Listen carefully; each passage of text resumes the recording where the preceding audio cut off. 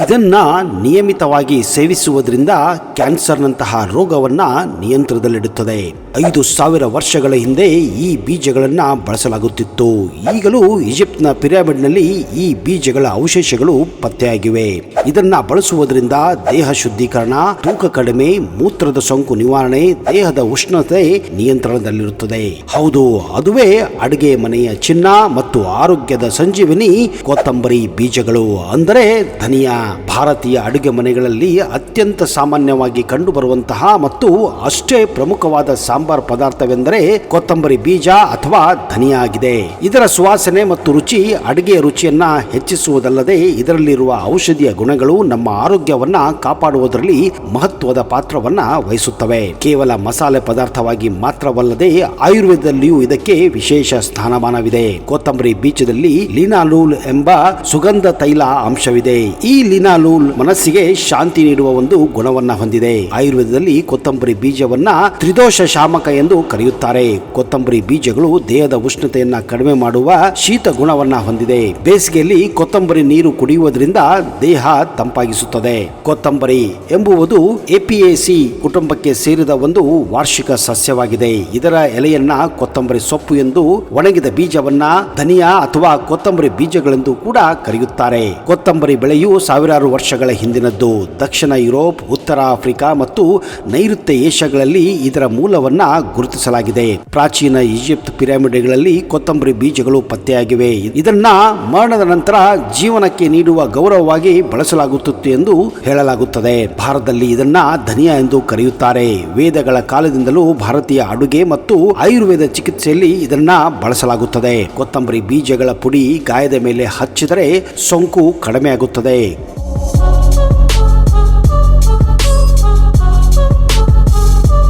ಕೊತ್ತಂಬರಿ ಬೀಜಗಳನ್ನ ಬಾಯಲ್ಲಿ ಮೆಲ್ಲಗೆ ಜಗಿದರೆ ಶ್ವಾಸ ತಾಜಾ ಆಗುತ್ತದೆ. ಭಾರತ ವಿಶ್ವದ ಅತಿ ದೊಡ್ಡ ಕೊತ್ತಂಬರಿ ಉತ್ಪಾದಕ ರಾಷ್ಟ್ರವಾಗಿದೆ. ಕೊತ್ತಂಬರಿ ಬೀಜಗಳಿಂದ ತೈಲ ಅಂದ್ರೆ ಎಸೆನ್ಷಿಯಲ್ ಆಯಿಲ್ ಅನ್ನ ತೆಗೆಯಲಾಗುತ್ತದೆ. ಈ ತೈಲವನ್ನ ಸೌಂದರ್ಯ ಉತ್ಪನ್ನಗಳಲ್ಲಿ ಬಳಸಲಾಗುತ್ತದೆ, ಅಂದ್ರೆ ಬ್ಯೂಟಿ ಪ್ರಾಡಕ್ಟ್ ಗಳಲ್ಲಿ ಇದನ್ನ ಬಳಸಲಾಗುತ್ತದೆ. ಇದೇ ಕಾರಣ ಭಾರತದಿಂದ ಕೊತ್ತಂಬರಿ ಬೀಜದ ಎಕ್ಸ್ಪೋರ್ಟ್ ದಿನದಿಂದ ದಿನಕ್ಕೆ ಹೆಚ್ಚಾಗುತ್ತಿದೆ. ಕೊತ್ತಂಬರಿ ಬೀಜಗಳು ಕೇವಲ ರುಚಿಗಾಗಿ ಮಾತ್ರವಲ್ಲದೆ ಪೋಷಕಾಂಶಗಳ ಕಣಜವೂ ಹೌದು. 100 ಗ್ರಾಂ ಕೊತ್ತಂಬರಿ ಬೀಜದಲ್ಲಿ ನಾರಿನಾಂಶ ಇರುತ್ತದೆ. ಇದು ಜೀರ್ಣಕ್ರಿಯೆಗೆ ಅತ್ಯಗತ್ಯ. ಅಷ್ಟೇ ಅಲ್ಲದೆ ಹಲವಾರು ಖನಿಜಗಳಿವೆ. ಕ್ಯಾಲ್ಸಿಯಂ, ಕಬ್ಬಿಣ, ಪೊಟ್ಯಾಸಿಯಂ, ಮ್ಯಾಗ್ನೀಸಿಯಂ ಮತ್ತು ಮ್ಯಾಂಗನೀಸ್ ಆಗಿದೆ. ಅಷ್ಟೇ ಅಲ್ಲದೆ ವಿಟಮಿನ್ ಸಿ, ವಿಟಮಿನ್ ಕೆ ಮತ್ತು ಅಲ್ಪ ಪ್ರಮಾಣದ ಬಿ ಕಾಂಪ್ಲೆಕ್ಸ್ ವಿಟಮಿನ್ಗಳು ಈ ಕೊತ್ತಂಬರಿ ಬೀಜದಲ್ಲಿರುತ್ತವೆ. ಟೆರ್ಪಿನಿನ್, ಕ್ರೆಸ್ಟೆಟಿನ್ ಮತ್ತು ಟೋಕೋಫೆರಾಕ್ಸ್ ಗಳಂತಹ ಪ್ರಬಲ ಆಂಟಿ ಆಕ್ಸಿಡೆಂಟ್ಗಳು ಈ ಕೊತ್ತಂಬರಿ ಬೀಜದಲ್ಲಿದೆ. 2011ರಲ್ಲಿ ಜರ್ನಲ್ ಆಫ್ ಫುಡ್ ಸೈನ್ಸ್ ನಲ್ಲಿ ಪ್ರಕಟವಾದ ಅಧ್ಯಯನದ ಪ್ರಕಾರ ಕೊತ್ತಂಬರಿ ಬೀಜಗಳು ಬ್ಯಾಕ್ಟೀರಿಯಾ ವಿರುದ್ಧ ಹೋರಾಡುವ ಗುಣವನ್ನ ಹೊಂದಿವೆ. ಕೆಲವು ಅಧ್ಯಯನಗಳು ಕೊತ್ತಂಬರಿ ಬೀಜಗಳು ಲೋಹದ ವಿಷಕಾರಿತನವನ್ನ ಅಂದ್ರೆ ಹೆವಿ ಮೆಟಲ್ಸ್ ಅನ್ನ ಕಡಿಮೆ ಮಾಡುತ್ತದೆ ಅಂತ ಕೂಡ ಸೂಚಿಸಿವೆ. ಕೊತ್ತಂಬರಿ ಬೀಜಗಳ ದೈನಂದಿನ ಸೇವನೆಯಿಂದ ಹಲವಾರು ಆರೋಗ್ಯ ಸಮಸ್ಯೆಗಳನ್ನ ತಡೆಗಟ್ಟಲು ಮತ್ತು ನಿಯಂತ್ರಿಸಲು ಕೂಡ ಸಹಾಯ ಮಾಡುತ್ತದೆ. ಅದರಲ್ಲೂ ಜೀರ್ಣಕ್ರಿಯೆಗೆ ಇದು ರಾಮಬಾಣವಾಗಿದೆ. ಕೊತ್ತಂಬರಿ ಬೀಜದಲ್ಲಿರುವ ನಾರಿನಾಂಶ ಮತ್ತು ಸಾರಭೂತ ತೈಲಗಳು ಜೀರ್ಣಾಂಗ ವ್ಯೂಹದ ಕಾರ್ಯಕ್ಷಮತೆಯನ್ನ ಹೆಚ್ಚಿಸುತ್ತವೆ. ಇದು ಹೊಟ್ಟೆ ಉಬ್ಬರ, ಗ್ಯಾಸ್ಟ್ರಿಕ್ ಸಮಸ್ಯೆ ಮತ್ತು ಅಜೀರ್ಣವನ್ನ ನಿವಾರಿಸುತ್ತದೆ. ಊಟದ ನಂತರ ಸ್ವಲ್ಪ ಧನಿಯಾ ನೀರನ್ನ ಕುಡಿಯುವುದು ಜೀರ್ಣಕ್ರಿಯೆಯನ್ನ ಸುಗಮಗೊಳಿಸುತ್ತದೆ. ಅಜೀರ್ಣ ಸಮಸ್ಯೆಯನ್ನು ಹೋಗಲಾಡಿಸಲು ಕೊತ್ತಂಬರಿ ಬೀಜವು ಅತ್ಯುತ್ತಮ ರೀತಿಯಲ್ಲಿ ಸಹಾಯ ಮಾಡುತ್ತದೆ. ಕೊತ್ತಂಬರಿ ಬೀಜದಲ್ಲಿರುವ ಬೋರ್ನಿಯಂ ಮತ್ತು ಲಿನೋನ್ ಸಂಯುಕ್ತಗಳು ಜೀರ್ಣಕ್ರಿಯೆಗೆ ಸಹಾಯ ಮಾಡುತ್ತದೆ. ಒಂದು ಪಾತ್ರೆಯಲ್ಲಿ 150 ಮಿಲಿಲೀಟರ್ ನೀರನ್ನ ಕುದಿಸಿ ಅದಕ್ಕೆ 1.2 ಗ್ರಾಂನಷ್ಟು ಒಣ ಕೊತ್ತಂಬರಿ ಅಂದ್ರೆ ಧನಿಯಾ ಬೀಜವನ್ನ ಸೇರಿಸಿ ಕೆಲ ನಿಮಿಷಗಳ ಕಾಲ ಚೆನ್ನಾಗಿ ಅದನ್ನ ಕುದಿಸಿ ನಂತರ ಉರಿಯನ್ನ ಆರಿಸಿ 20 ನಿಮಿಷಗಳ ಕಾಲ ಅದನ್ನ ಆರಲು ಬಿಡಿ. ಬಳಿಕ ನೀರನ್ನ ಸೋಸಿ ಕುಡಿಯಿರಿ. ಕೊತ್ತಂಬರಿ ಬೀಜವನ್ನ ಕುದಿಸಿ ಅರ್ಧ ಗಂಟೆಯ ಒಳಗೆ ಬೆಚ್ಚಗಿರುವಾಗಲೇ ಸೇವಿಸಬೇಕು.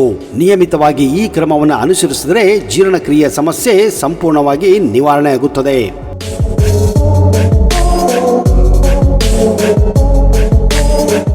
ರಕ್ತದಲ್ಲಿನ ಸಕ್ಕರೆ ಮಟ್ಟದ ನಿಯಂತ್ರಣ ಕೂಡ ಇದು ಮಾಡುತ್ತದೆ. ಅಂದ್ರೆ ಇದು ಡಯಾಬಿಟಿಕ್ ಕಂಟ್ರೋಲ್ಗೆ ಬಳಸಲಾಗುತ್ತದೆ. ಮಧುಮೇಹಗಳಿಗೆ ಅಂದ್ರೆ ಶುಗರ್ ಇರುವವರಿಗೆ ಕೊತ್ತಂಬರಿ ಬೀಜ ಒಂದು ವರದಾನವಿದ್ದಂತೆ. ಇದು ಇನ್ಸುಲಿನ್ ಉತ್ಪಾದನೆಯನ್ನ ಉತ್ತೇಜಿಸುತ್ತದೆ ಮತ್ತು ರಕ್ತದಲ್ಲಿನ ಗ್ಲೂಕೋಸ್ ಮಟ್ಟವನ್ನ ಕಡಿಮೆ ಮಾಡಲು ಸಹಾಯ ಮಾಡುತ್ತದೆ. ಇದನ್ನ ಆಂಟಿ ಡಯಾಬಿಟಿಕ್ ಸೂಪರ್ ಫುಡ್ ಎಂದೇ ಕರೆಯುತ್ತಾರೆ. ರಕ್ತದಲ್ಲಿ ಸಕ್ಕರೆ ಪ್ರಮಾಣ ಕಡಿಮೆಯಾಗುವುದು ಕೊತ್ತಂಬರಿ ಬೀಜದಲ್ಲಿರುವ ಕುಮಿನ್ ಮೆದೋಚೂರಕ ಗ್ರಂಥಿಯಿಂದ ಇನ್ಸುಲಿನ್ ಸ್ರವಿಸಿಕೆಯನ್ನ ಹೆಚ್ಚಿಸುತ್ತದೆ, ನಂತರ ಗ್ರಂಥಿಯನ್ನ ಉತ್ತೇಜಿಸುತ್ತದೆ. ಕೊತ್ತಂಬರಿ ಬೀಜವು ರಕ್ತದಲ್ಲಿ ಸಕ್ಕರೆ ಮಟ್ಟವನ್ನ ಸಮತೋಲನದಲ್ಲಿ ಇರುವಂತೆ ನೋಡಿಕೊಳ್ಳುತ್ತದೆ. ನಿಮಗೇನಾದರೂ ಶುಗರ್ ಇದ್ದರೆ ಒಂದು ಪಾತ್ರೆಯಲ್ಲಿ 1 ಗ್ಲಾಸ್ ನೀರನ್ನ ಮತ್ತು 1 ಟೇಬಲ್ ಚಮಚ ಕೊತ್ತಂಬರಿ ಬೀಜವನ್ನ ಹಾಕಿ ರಾತ್ರಿ ಪೂರ್ತಿ ನೆನೆಯಲು ಬಿಡಿ. ಮುಂಜಾನೆ ನೆನೆಯಿಟ್ಟ ನೀರನ್ನ ಸೋಸಿಕೊಂಡ ನೀರನ್ನ ಖಾಲಿ ಹೊಟ್ಟೆಯಲ್ಲಿ ಕುಡಿಯಿರಿ. ನಿಯಮಿತವಾಗಿ ಈ ಕ್ರಮವನ್ನು ಅನುಸರಿಸಿದರೆ ರಕ್ತದಲ್ಲಿ ಸಕ್ಕರೆ ಪ್ರಮಾಣವು ಸಮತೋಲನಕ್ಕೆ ಬರುತ್ತದೆ. ಕೊತ್ತಂಬರಿ ಬೀಜ ಅಂದ್ರೆ ಧನಿಯಾ ಕೊಲೆಸ್ಟ್ರಾಲ್ ನಿಯಂತ್ರಣದಲ್ಲೂ ಸಹಾಯ ಮಾಡುತ್ತದೆ. ಇಂದಿನ ಜೀವನ ಶೈಲಿಯಲ್ಲಿ ಹೃದಯದ ಆರೋಗ್ಯ ಕಾಪಾಡಿಕೊಳ್ಳುವುದು ಸವಾಲಿನ ಸಮಸ್ಯೆಯಾಗಿದೆ. ಧನಿಯಾ ಬೀಜಗಳು ಕೆಟ್ಟ ಕೊಲೆಸ್ಟ್ರಾಲ್ ಅಂದ್ರೆ LDL ಅನ್ನ ಕಡಿಮೆ ಮಾಡಿ ಒಳ್ಳೆಯ ಕೊಲೆಸ್ಟ್ರಾಲ್ ಅಂದ್ರೆ HDL ಅನ್ನ ಹೆಚ್ಚಿಸಲು ಸಹಾಯ ಮಾಡುತ್ತದೆ. ಇದರಿಂದ ಹೃದಯಾಘಾತ ಮತ್ತು ರಕ್ತದ ಒತ್ತಡದಂತಹ ಸಮಸ್ಯೆಗಳು ಅಂದ್ರೆ BPಯನ್ನ ದೂರ ಮಾಡುತ್ತದೆ. ಕೊತ್ತಂಬರಿ ಬೀಜಗಳು ಆಂಟಿ ಫಂಗಲ್ ಮತ್ತು ಆಂಟಿಸೆಪ್ಟಿಕ್ ಗುಣಗಳ ಹೊಂದಿರಿಂದ ಇದು ಚರ್ಮದ ಆರೋಗ್ಯಕ್ಕೆ ಒಳ್ಳೆಯದಾಗಿದೆ. ಇದು ಚರ್ಮದ ಮೇಲಿನ ಕಜ್ಜಿ, ತುರಿಕೆ ಮತ್ತು ಉರಿಯೂತವನ್ನ ಕಡಿಮೆ ಮಾಡುತ್ತದೆ. ಮೊಡವೆಗೆ ಧನಿಯಾ ನೀರು ಅಥವಾ ಪೇಸ್ಟ್ ಹಚ್ಚುವುದರಿಂದ ಪರಿಹಾರ ಕೂಡ ನೀವು ಪಡೆಯಬಹುದಾಗಿದೆ. ಅದರಲ್ಲೂ ಇತ್ತೀಚೆಗೆ ಕೂದಲು ಉದುರುವಿಕೆಗೆ ಇದೊಂದು ರಾಮಬಾಣ ಇದ್ದ ಹಾಗೆ. ಹಾರ್ಮೋನ್ ಅಸಮತೋಲನದಿಂದ ಕೂದಲು ಉದುರುವಿಕೆಗೆ ಇದು ಸಹಕಾರಿಯಾಗಿದೆ. ಧನಿಯಾ ಬೀಜಗಳನ್ನ ಕುದಿಸಿದ ನೀರಿನಿಂದ ತಲೆ ತೊಳೆಯುವುದರಿಂದ ಕೂದಲಿನ ಬುಡ ಗಟ್ಟಿಯಾಗುತ್ತದೆ ಮತ್ತು ಕೂದಲು ಉದುರಿಯುವುದು ಕಡಿಮೆ ಆಗುತ್ತದೆ. ಹೆಣ್ಣು ಮಕ್ಕಳಿಗೆ ಮುಟ್ಟಿನ ಸಮಸ್ಯೆ ಇದ್ದವರಿಗೆ ಇದೊಂದು ಒಳ್ಳೆಯ ಪರಿಹಾರ ಕೂಡ ಕೊಡುತ್ತದೆ. ಮಹಿಳೆಯರಲ್ಲಿ ಕಾಡುವ ಮುಟ್ಟಿನ ಸಮಸ್ಯೆ, ಹೊಟ್ಟೆ ನೋವು ಮತ್ತು ಅತಿಯಾದ ರಕ್ತಸ್ರಾವವನ್ನ ನಿಯಂತ್ರಿಸಲು ಧನಿಯಾ ನೀರು ಸಹಕಾರಿಯಾಗಿದೆ. ಇದು ಹಾರ್ಮೋನುಗಳನ್ನ ಸಮತೋಲನದಲ್ಲಿಡಲು ಸಹಾಯ ಮಾಡುತ್ತದೆ. ಮುಟ್ಟಿನ ಸಮಯದಲ್ಲಿ ಕಾಣುವ ಹೊಟ್ಟೆ ನೋವು ನಿವಾರಣೆಗೆ ಪ್ರತಿ ತಿಂಗಳು ನೀವು ಮುಟ್ಟಿನ ನೋವಿನಿಂದ ಬಳಲುತ್ತಿದ್ದೀರಿ ಎಂದಾದರೆ ಕೊತ್ತಂಬರಿ ಬೀಜದ ಆರೈಕೆಯನ್ನ ಪಡೆದುಕೊಳ್ಳಿ.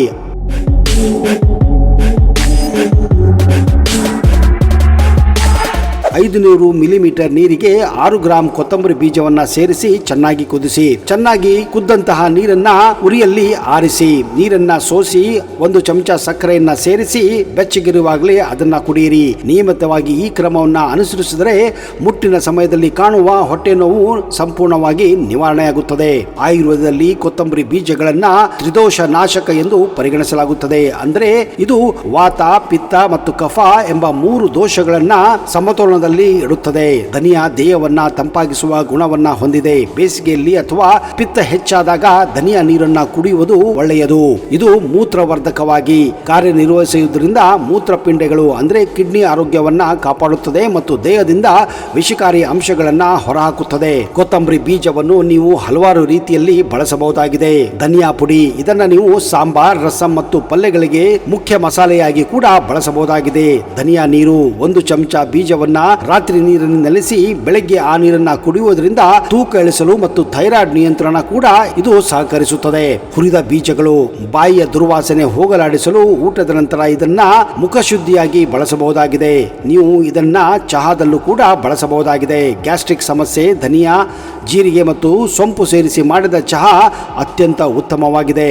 ಧನಿಯಾ ಬಗ್ಗೆ ಕುತೂಹಲಕಾರಿ ಮಾಹಿತಿ ಅಂದ್ರೆ ಇದು ವಿಶ್ವದ ಅತ್ಯಂತ ಹಳೆಯ ಮಸಾಲೆಯಾಗಿದೆ. ಕ್ರಿಸ್ತಪೂರ್ವ 5000ನೇ ಇಸವಿಯಿಂದಲೂ ಇದರ ಬಳಕೆ ಇದೆ ಅಂತ ಹೇಳಲಾಗುತ್ತಿದೆ. ಇದು ಸೊಪ್ಪು ಅಂದ್ರೆ ಹರ್ಬ್ ಮತ್ತು ಮಸಾಲೆ ಅಂದ್ರೆ ಸ್ಪೈಸ್ ಎರಡೂ ಆಗಿ ಬಳಸಲ್ಪಡುವ ಕೆಲವು ಸಸ್ಯಗಳಲ್ಲಿ ಒಂದಾಗಿದೆ. 1670ರಲ್ಲಿ ಬ್ರಿಟಿಷರು ಇದನ್ನ ಅಮೆರಿಕಕ್ಕೆ ಪರಿಚಯಿಸಿದ್ದರು. ಅಲ್ಲಿ ಇದನ್ನ ಮೊದಲು ಬೆಳೆದ ಮಸಾಲೆಯನ್ನಾಗಿ ಪರಿಗಣಿಸಲಾಗುತ್ತದೆ. ಪ್ರಾಚೀನ ಕಾಲದಲ್ಲಿ ಸುಗಂಧ ದ್ರವ್ಯ ಅಂದ್ರೆ ಪರ್ಫ್ಯೂಮ್ ಬಳಕೆಯಲ್ಲಿಯೂ ಧನಿಯಾ ಬೀಜವನ್ನ ಬಳಸಲಾಗುತ್ತದೆ. ಸ್ನೇಹಿತರೆ, ಧನಿಯಾ ಎಷ್ಟು ಒಳ್ಳೆಯದೋ ಅಂದ್ರೆ ಕೊತ್ತಂಬರಿ ಬೀಜವು ಎಷ್ಟು ಒಳ್ಳೆಯದೋ ಅಷ್ಟೇ ಡೇಂಜರ್ ಕೂಡ ಆಗಿದೆ, ಅಂದ್ರೆ ಅಪಾಯ ಕೂಡ ಆಗಿದೆ. ಹೀಗಾಗಿ ನೀವು ಕೆಲವೊಂದು ಮುನ್ನೆಚ್ಚರಿಕೆಗಳನ್ನ ನಿಮ್ಮ ಧ್ಯಾನದಲ್ಲಿ ಇಡೋದು ತುಂಬಾನೇ ಮುಖ್ಯ.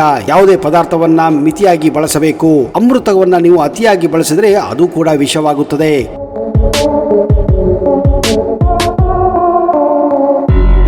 ಕೆಲವರಿಗೆ ಕೊತ್ತಂಬರಿ ಬೀಜಗಳ ಅಲರ್ಜಿ ಇರುತ್ತದೆ. ಅಂದ್ರೆ ಉಸಿರಾಟ ತೊಂದರೆ ಅಥವಾ ಚರ್ಮದ ದದ್ದುಗಳು ಇದರಿಂದ ಉಂಟಾಗುವ ಸಮಸ್ಯೆ ಇರುತ್ತದೆ. ರಕ್ತದಲ್ಲಿನ ಸಕ್ಕರೆ ಮಟ್ಟವನ್ನ ಅತಿಯಾಗಿ ಕಡಿಮೆ ಮಾಡುವ ಸಾಧ್ಯತೆ ಇರುವುದರಿಂದ ಸಕ್ಕರೆ ಕಾಯಿಲೆ ಔಷಧಿ ತೆಗೆದುಕೊಳ್ಳುವವರು ಮೊದಲು ವೈದ್ಯರ ಸಲಹೆ ಮೇರೆಗೆ ಇದರ ಪ್ರಮಾಣವನ್ನ ನಿರ್ಧರಿಸಬೇಕು. ಗರ್ಭಿಣಿಯರು ಕೊತ್ತಂಬರಿ ಬೀಜಗಳನ್ನ ಕಡಿಮೆ ಪ್ರಮಾಣದಲ್ಲಿ ಅಂದ್ರೆ ಮಿತವಾಗಿ ಬಳಸಬೇಕು. ಯಾಕಂದ್ರೆ ಇದನ್ನ ಹೆಚ್ಚಿಗೆ ಬಳಸುವುದರಿಂದ ಗರ್ಭಪಾತ ಆಗುವ ಸಾಧ್ಯತೆಗಳು ಕೂಡ ಜಾಸ್ತಿ ಇರುತ್ತದೆ. ಸ್ನೇಹಿತರೆ, ಕಡಿಮೆ ಖರ್ಚಿನಲ್ಲಿ ದೊರೆಯುವ ಈ ದೇಸಿ ಸೂಪರ್ ಫುಡ್ ಅನ್ನ ಸರಿಯಾದ ರೀತಿಯಲ್ಲಿ ಬಳಸಿ ಆರೋಗ್ಯವಾಗಿರಿ. ನೀವೇನಾದ್ರೂ ಈ ಧನಿಯಾ ಪೌಡರ್, ಧನಿಯಾ ಬೀಜಗಳನ್ನ, ಕೊತ್ತಂಬರಿ ಬೀಜಗಳನ್ನ ಹಾಗೂ ಕೊತ್ತಂಬರಿಯನ್ನ ನಿಯಮಿತವಾಗಿ ಬಳಸುತ್ತಿದ್ದರೆ ನಿಮ್ಮ ಅನುಭವಗಳನ್ನ, ನಿಮ್ಮ ಅನಿಸಿಕೆಗಳನ್ನ ದಯವಿಟ್ಟು ಕಮೆಂಟ್ ಬಾಕ್ಸ್ ಅಲ್ಲಿ ಹಾಕಿ.